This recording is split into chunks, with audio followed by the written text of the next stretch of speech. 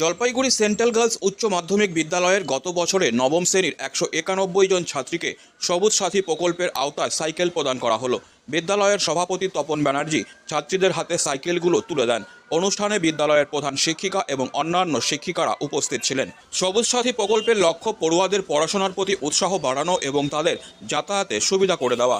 Cycle পেয়ে ছাত্রীদের মধ্যে উচ্ছ্বাস লক্ষ্য করা যায়। তারা জানায় এই সাইকেল তাদের পড়াশোনার প্রতি আরও আগ্রহী করে তুলবে এবং বিদ্যালয়ে যাওয়া আসার ক্ষেত্রে সুবিধা করবে।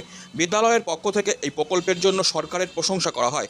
সবুজ সাথী প্রকল্প ছাত্রছাত্রীদের শিক্ষাক্ষেত্রে বড় প্রভাব ফেলছে বলে জানিয়েছেন বিদ্যালয়ের সভাপতি তপন ব্যানার্জি। আপনারা জানেন যে এটা মুখ্যমন্ত্রীর স্বপ্নের প্রকল্প।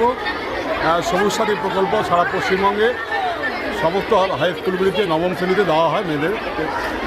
তো আমাদের স্কুলে যারা গত বছর নবম শ্রেণীতে পড়তো, মানে 2024 যারা নবম শ্রেণীতে ছিল, সেরকম 191 জন ছাত্রীকে আমরা আজকে এখান থেকে সাইকেল প্রদান করবো, সবুজ সাথী সাইকেল।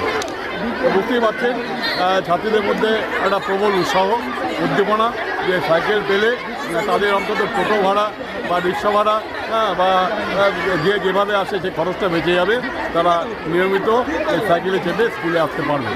তো আমি মনে করি যে মুখ্যমন্ত্রীর এই যে প্রকল্প সারা পশ্চিমবঙ্গ জুড়ে চলছে, এটা সত্যিই একটা অভূতপূর্ব সফলতার পথে এবং এই প্রকল্প শীঘ্রই সারা ভারতবর্ষে কেন সারা বিশ্বে সমর্থিত হবে। এটা কি এবছরে আপনারা দিলেন? এক বছর? হ্যাঁ, গত বছরে যারা 2024 নবম শ্রেণীতে পড়তো, তারা এবার দশম শ্রেণীতে উঠেছে, তাদের হাতে তুলে দেওয়া হচ্ছে।